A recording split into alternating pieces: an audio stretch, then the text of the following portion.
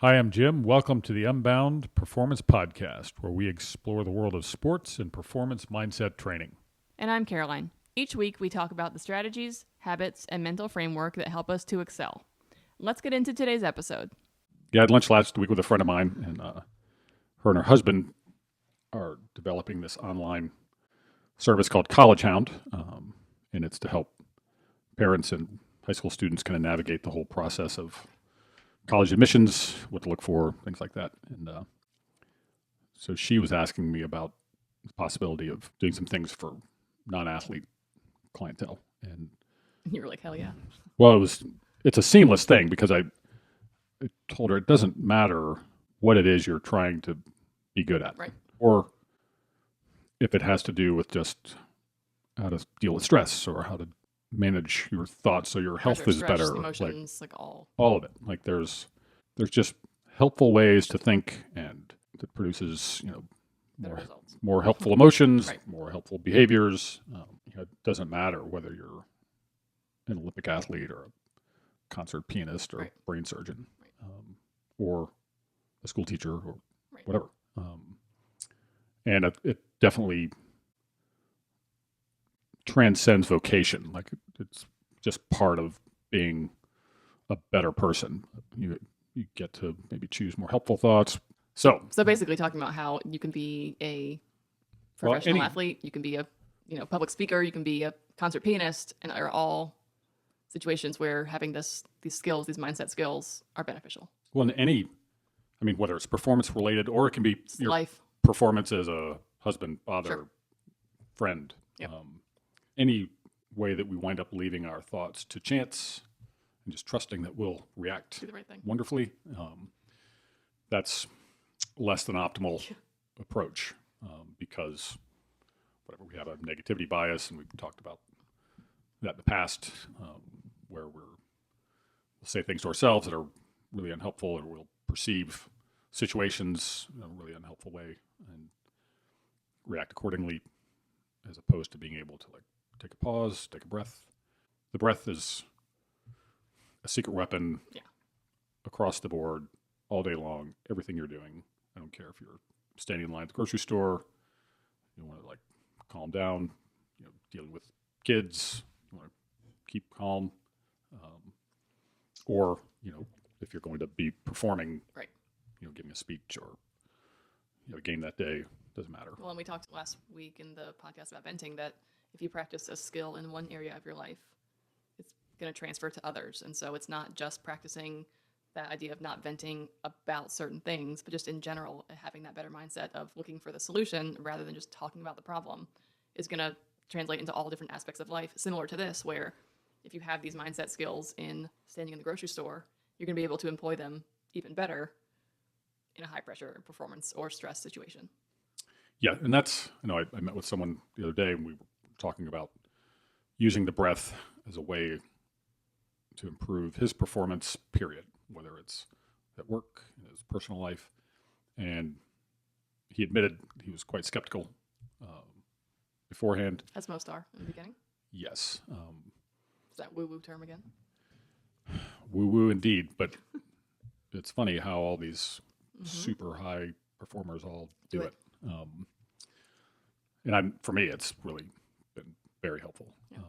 Just kind of throughout the day, take one of those slow, deep breaths or two. And there are formal breathing exercises, box breathing. Box breathing, 4-7-8. Yep. All those things that if at some point we'll probably talk in detail about how to do that. You can guide me through some breathing. Couldn't even cut it I know. That'll be entertaining. I'll guide you. We want to watch you breathing on video. Sure. So, there are a number of different tools that we can use to be our best, be who we want to be, but all of them center around not leaving our thoughts to chance and just kind of sailing through, hoping for the best, because that's not how we work. No. And a lot of people, they don't believe that they can be better in that regard, or they'll quick to make an excuse or something. That's just the way I am. That's how it's always been, which we talked about last week also. Yep. And I think just a lack of confidence that Yeah. they can become who they want to Yes. be. And Like lack of belief that it's possible for them. yes, As opposed to the people who are already there and thinking you're just not in that realm or that world with them where it's possible for you. But everyone's like, we talked about Kobe like 10 episodes ago about he wasn't the Kobe that he was at the very end when he first joined the league. oh, no question. And I mean, really, no one is. I know I'm reading a book by this distance runner, Dina Castor, I just finished, and she wound up winning bronze medal in the Olympics in the marathon. But the book is fascinating because it details her evolution as a thinker, and how she perceived certain situations and how she improved tremendously. And that allowed her, when she started, she was not running marathons. Yeah. And when she was pitched the idea of like running one, her Like that, initial, hell no from me. oh yeah, forget it. Well, I It's a remember hard pass. That's the event I will not. one of our friends, Tara, I remember she told me this. She was training to run a half marathon. And that was her plan. So she was good to go. And then when she's running it, she gets to the half marathon She's like, "I'm gonna point. keep going. I'm going to just keep going. So she runs the whole That marathon. sounds It's like something she would do, or could just do without yeah. even having trained. For that. which is just insane. But whatever. She was fun to coach, fun to play with. Yeah, she really is. So her, Dina Castor's, it's a fascinating book because of, she's very honest about her struggles, but an activity like running, Yeah. it's all there is. It's time to think. Yeah, it's such a And, mental game. To see how she could evolve from running like 5K or 10K races to be able to be mentally on point for an entire marathon, Right. 2 hours and 20 minutes or whatever it was. That takes real training Yeah. and awareness, but also belief that you can become who you're trying to become. And of course, when she was pitched the idea of marathoning, she had doubts and like, fears. Yeah. But she Had winds faith that up, she could do it. and she had people around her who were encouraging her and telling her, guiding her coach. I think that's a great point, is having that support system to encourage you. Like, it's not lost on me that a lot of the reason that I will try anything and keep trying to solve a problem is because I had support in those things growing up. Of no one was ever like, oh, that's probably not for you, or that's Who do you think you are? right. Who do you think Right. you are? That's going to be way too hard. You'll never be able to. I mean, the only thing was like I got too tall for dancing at one point.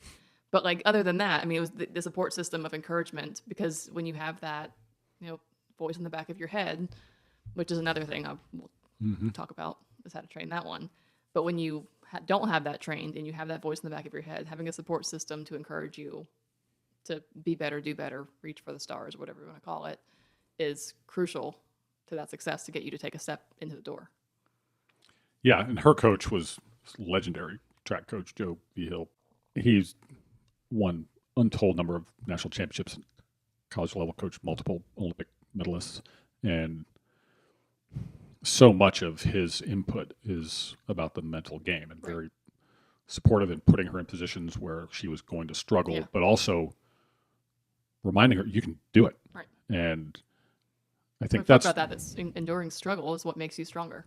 So when you have that support system or encouragement to recognize that this is going to be something that will be a struggle, but if you can get past this, then we can go even further.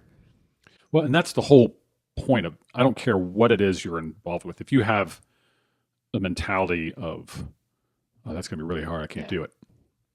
You're not gonna Okay. do it. Well, I mean, plus, who will you become? But if you frame everything as an opportunity, no matter how hard it is, no matter how daunting it is, I mean, literally, your belief system affects every cell in your body.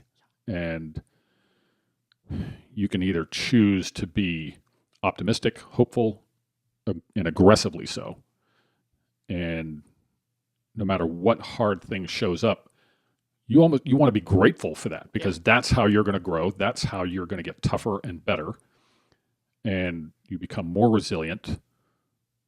And you go places that you never really thought you would otherwise. But if you shrink from those challenges and those tests, or you view them as obstacles that can't be overcome, well, then you'll always stay right where you are or regress. Right. And, it goes back to the obstacle is the way, that book by Ryan Holiday, which I highly recommend, based on Marcus Aurelius's meditations. And that's the path forward always.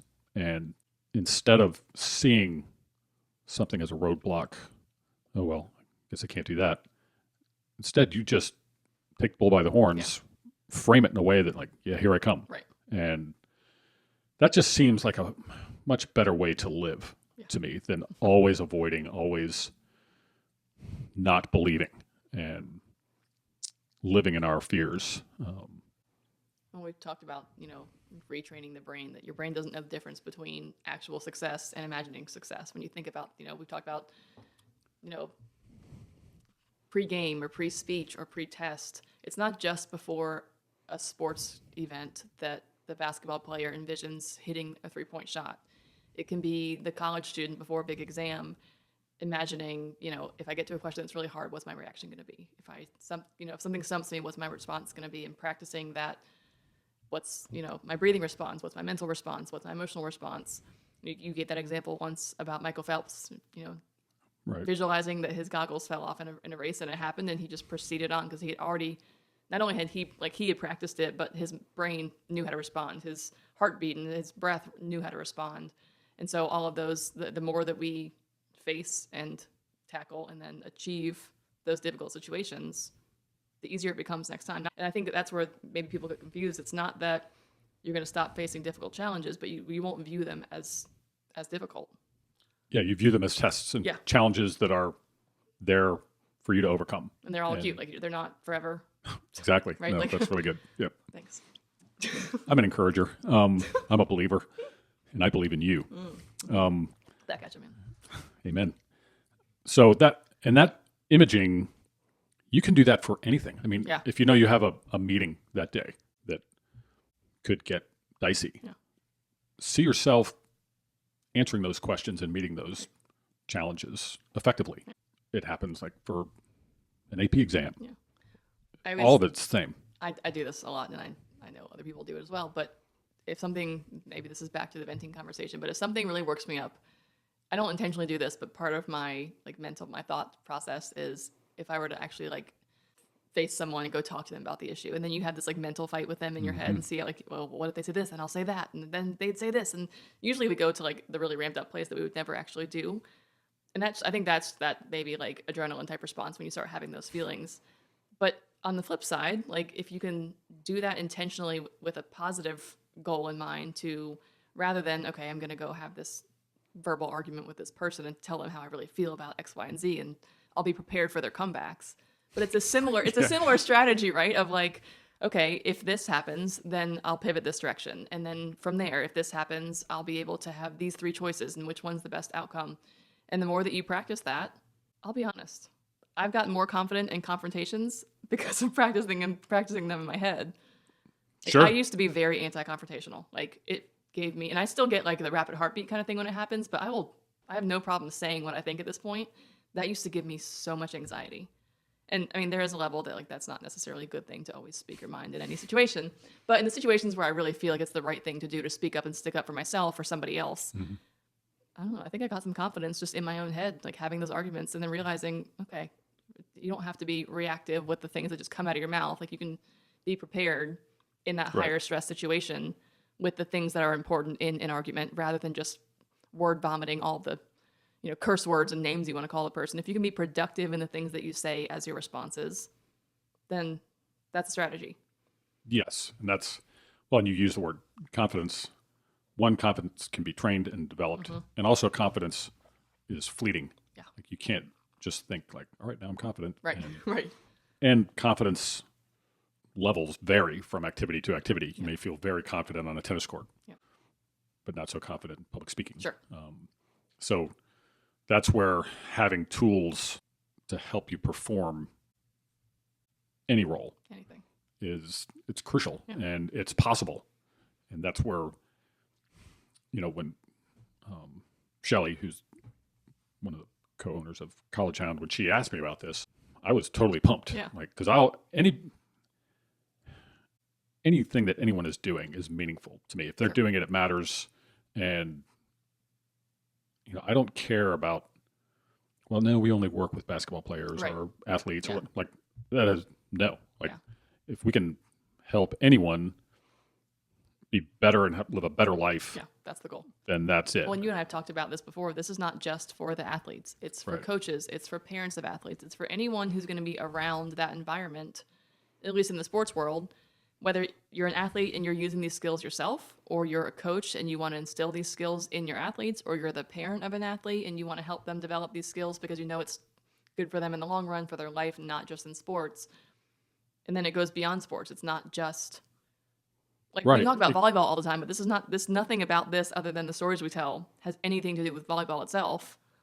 And it doesn't matter. You can be anything. a parent of a violinist, Sure. or you can a be the parent of student a right. I was gonna say a like student who just is very gifted in math, like being able to have or even not gifted. not gifted. Right. And that's there are so many ways forward that it just doesn't matter Right. about like your talent level. We all have to proceed forward in life Yeah. with and whatever is it's- on the table for us. And you can learn. I mean, David Goggins is one of those kind of examples where he's really famous. In what? World? Well, he passed the entrance testing for every special forces version of each military branch, and then wrote a couple books. Can't Hurt Me was the first one, huge bestseller. Then he becomes this crazy endurance athlete and Gotcha. set the world record for most pull-ups in 24 hours, and Ugh. things like that. Another challenge I'll never have any interest in taking. Yeah, same. Pull-ups, push-ups, and marathons. No. Hard pass. Lazy. I read his books. I've heard him talk about like when he decided he wanted to go into the military. They have like a standardized test that you have to pass, and he couldn't pass it. And so he learned for him what he had to do, and he would write down notes and paragraphs and page after page after page and reread a paragraph over and over and over till he understood it. And it took him longer than it might take either of us. But he had the willpower and the stamina But yeah, and the drive like, to do so. it didn't matter how hard it was. Right. And he winds up passing the exam. So what he overcame, I'm really poor family background and learning disabilities, and he was really overweight. And he decided he wanted to go into the military and then became something else entirely. And it's a fascinating metamorphosis for sure. And he could have stopped though and Yeah. I'm not good at I've got all these roadblocks. Yeah. I'm just going to let I'm this just one defeat me. dyslexic or Right. whatever. And instead he just kept coming and kept coming and kept coming until he did it. Yeah. And so I find him pretty inspirational in that regard. But that approach, if you just keep going, you keep getting up. Right. I know I talk with this Team Edward Sir Pro every Thursday morning, and one of the owners brought up the whole idea of getting up, keep getting up, Yeah. and Do it again. that's it. Yeah. Like as long as you don't stay down, Right.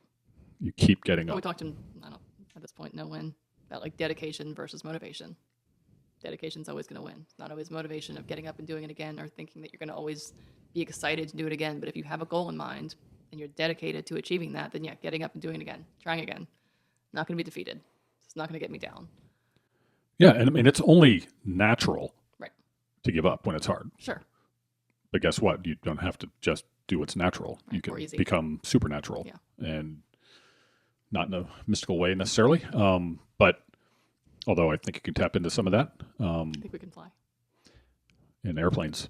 Yes. I'm really glad that was your answer. Yeah. We would have had more conversations if you said yes. But that approach to whatever it is, like if you just keep coming, Yeah. keep going. Winston Churchill, when you're going through hell, keep going. Yeah. What else are you going to do? Right. Stay down? Well, Quit? and what give I was up? gonna say, what Like- feels better to say I kept going and I kept trying, or I quit? Right. No one's ever gonna fault you and say, "Oh, you failed, but you're trying again." That's great.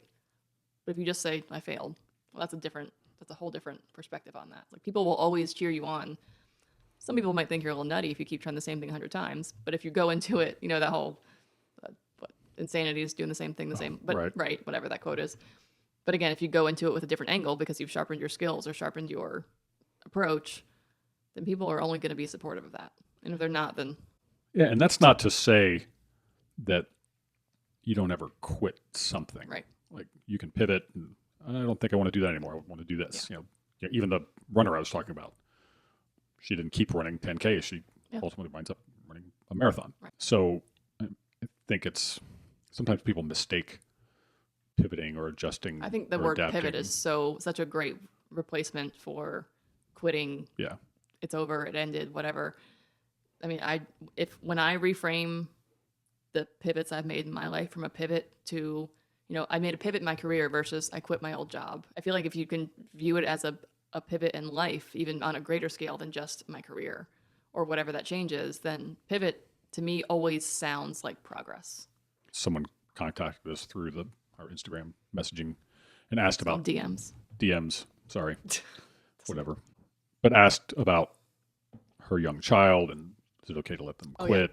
And when they're just trying things, I mean, I don't think you let them quit during the season, but that doesn't mean they have to keep playing soccer. Right. Like if they don't like it, okay, we don't have to play it again next year. So that's a perfectly healthy way to go about things. You sample it. I love doing this, or I don't like doing that. I don't rather do something else. As long as I think you're not quitting just because it's hard. Yeah. Or too much of a challenge or whatever. Well, we've talked about that, especially in youth sports, what the more important goals are in that outside of, are you the best soccer player on the most elite team or whatever we want to call it? Yeah, it's going to be challenging, or it might be something that they're not great at, but if they're having fun and loving it, then continue on. Or if they're learning a great lesson or learning how to be a good teammate, that was the issue we ran into last weekend. Oh, you had a story you wanted to tell about? Did I not tell you this? I don't think so.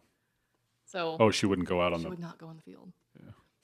So I'm like reading her the definition of a teammate, like the qualities of a good teammate and being supportive and like a commitment to a team, and that your coach is just as much an authority as like your teacher at school.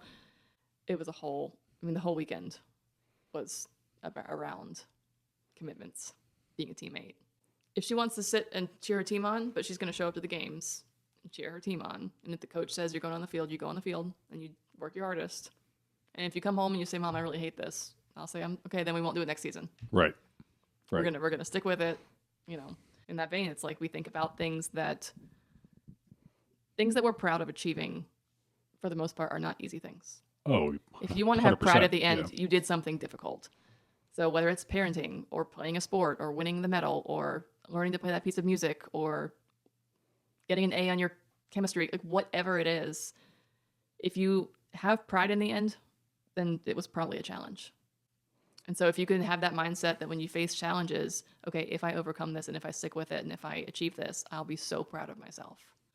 Well, and it goes back to having a clear idea of who you want to be. Yep. And if we determine that we want to be someone who's resilient and mentally tough, or however you want to phrase that, and that we can handle whatever life throws at us, well, then we look forward. I was going to say, you almost get excited when you look forward to the difficulties. Yep. And good. That's the... Welcome. Yeah, let's do it.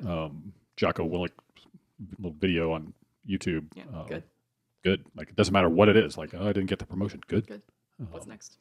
And if you frame it always in the sense, like, I'm going to learn something from this. I'm going to get better through this. I'm going to get tougher through this. I'll become more resilient through this.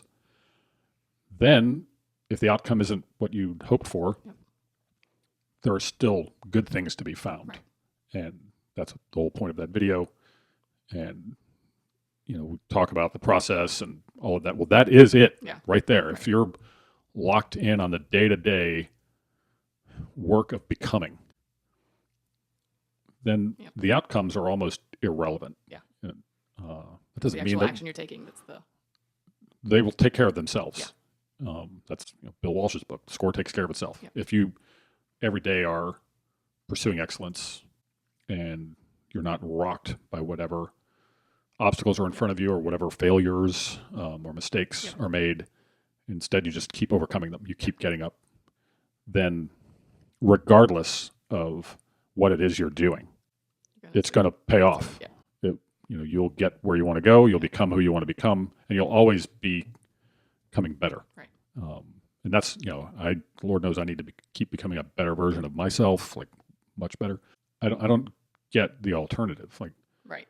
What will you choose to do with this life if that's not and how making you're change going? is challenging and it sometimes feels uncomfortable. But if you want to supposed to. change, you have to give up the old. Like people, I saw something on Instagram, and it was, if you prayed for this new life, you can't be upset when you realize you've lost your old one, because if you wanted something new, you have to give up the old. And that's whether it's habits or ways of thinking or actions and responses to, various things in your life. If you want to do the new ones, you kind of have to do out with the old ones. Well, the whole idea of being like emotionally comfortable, I don't even understand. Like, that's not how we should be living. Like, we should be constantly in search of higher, better versions of ourselves and new things to learn. That's exciting. Yeah. And, when I think back on some of the ways I used to think, some of the things I did, I'm like embarrassed. And the same will be the case 10 years from now. 100%. I'll look back now and I'm like, what was I thinking? Right. But that's good. That's the goal. Like I evolution. should be growing and learning and developing. And I can't imagine living in a way like you don't learn something new every day. Yeah. That's interesting. Dr. I don't know if it's Amen or Amen, the psychologist on Instagram. Oh yeah, I know what you're talking about. I saw a clip of a podcast or interview he was in, and I mean, this is nothing. Him saying it is no different than anybody else who has said it before him. But when you wake up in the morning, if you wake up and it's gonna be a crappy day, man, this day sucks. I can't believe I had to get up this early. I can't believe I have a meeting first thing this morning. I can't believe whatever. Then yeah, it's gonna suck. Right. Because you've told yourself it's gonna suck, and that event's still gonna take place, and so when it takes place, it's gonna suck. But if you wake up and you say, cheesy as it might be, I'm glad to be alive this morning. It's a beautiful, something for me when I first wake up, because I used to, now that I work from home, I haven't had to get up early in a long time. Something for me when I wake up and I'm just like, it's 6 o'clock, it's still dark outside. I get up, turn on the lights. Even if the sun isn't out yet, I open the curtains, open the blinds, make the bed, and setting that scene for if I just roll out of bed and the covers are flipped over and I'm still in my pajamas and the windows, it feels very closed in and dark and I should still be in bed. But if I set the scene like it's daytime and it's awake time, I instantly feel better. And so again, if that you can come up with ways to almost trick your mind into it being a good thing, or that it's a feel good thing, or waking up and saying, man, you know what? I really didn't want to have back-to-back calls today, but then I'm done. After those 3 are over, then I'm done. Or whatever way shifting it makes you feel better is such a more attractive and appealing way of thinking than, this sucks. Well, even being grateful for the fact that there are children to wake up and attend to. Yep. If it's my kids, but it's oh my God. Or kids. Being grateful that you have a job. Yeah. Right. You have meetings to go to. Yep. And that whole notion of I get to instead of I have to, Yep. that's a real game changer. Yeah. And I know I'd used this example before. Jerry Lynch, he does a little box breath on several things every morning before he gets out of bed. He'll come up with a few things he's thankful for, and then does a quick, box breath on each one before he even gets out of bed. So he's spent a minute or two focusing on positive things. And it just keeps going back to which path do you want to go down? Yep. And which path are you going to follow? And where does it lead? Yep. Well, being negative and cynical, right? That's not a realist. No, you're just negative and cynical. Negative and cynical. And instead of thankful and hopeful, right?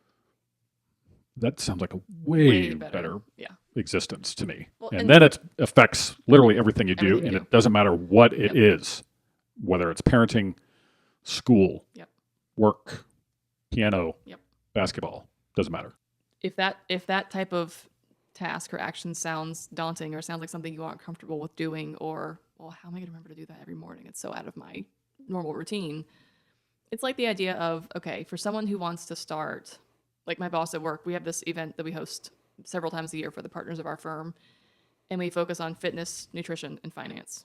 So our team runs this, and so when she first started going, she was like, I didn't know how to eat properly. I didn't have an exercise regimen that I ever enjoyed. I didn't grow up as an athlete. She had no background in any of these things. And so after she went a few times, she started to pick up some of those habits that she wanted to better herself, health-wise, nutrition-wise. She's like, at first, my goal was Monday, Wednesday, Friday. I'm going to work out, or 3 days a week. And so she's like, so at first, Monday, okay, it's Monday, I'm going to do it. She was like, I almost never miss Monday.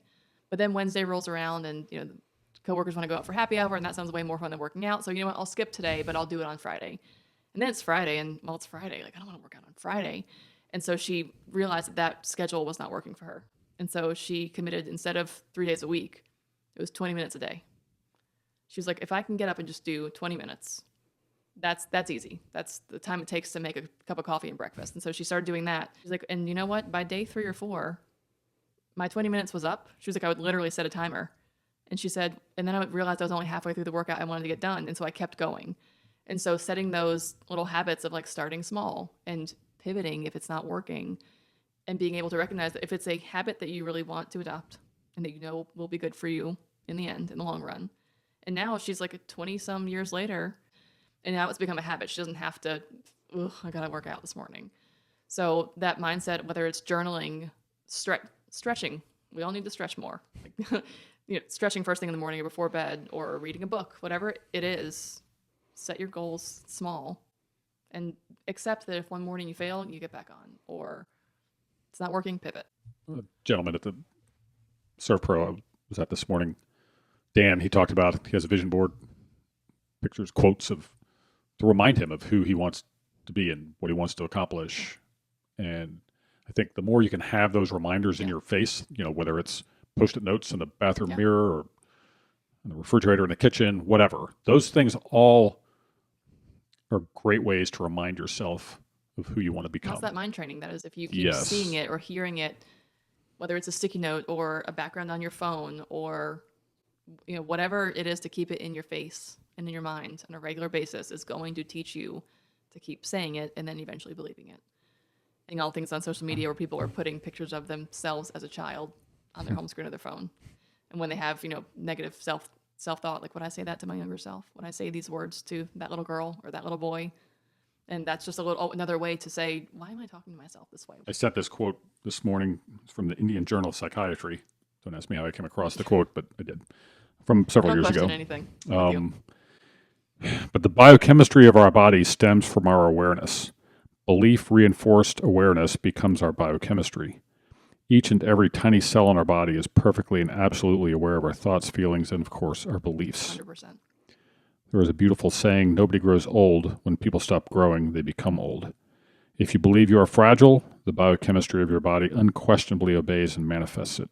If you believe you are tough, your body undeniably mirrors it. And that it speaks exactly what you're talking about. Like, you can choose one way to see yourself and your life in this world. Yep. And I choose optimism and living on the ascension, to quote the great Anson Dorrance. You've quoted that in every podcast. I know. I love that idea. So I think that, cherishing the one life we have. Yeah, that's it. And making the most of it, then it doesn't matter like what it is that you do. Yeah, you're doing it well, with intention, with effort, with positive outcomes. Yeah.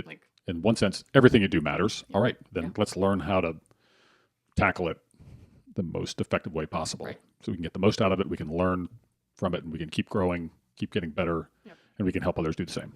Yeah. Like, that's the whole point of what we're doing. And to come full circle on this conversation, the whole point was to start talking about this is for everybody.